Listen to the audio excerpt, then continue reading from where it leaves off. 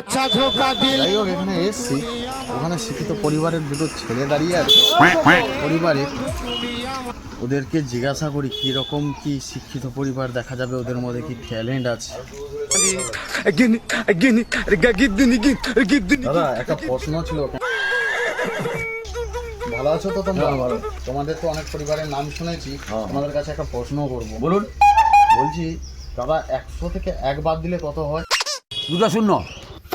আরে মা মারিছে, তুমি কি বলো মা? ঠিক আছে তোমার দেখছি। ভাই তুমিও তো শিক্ষিত পরিবারের ছেলে, 100 থেকে 14 বাদ দিলে কত হয়? 114 বাদ দিলে মাথায় এসে কি কইব,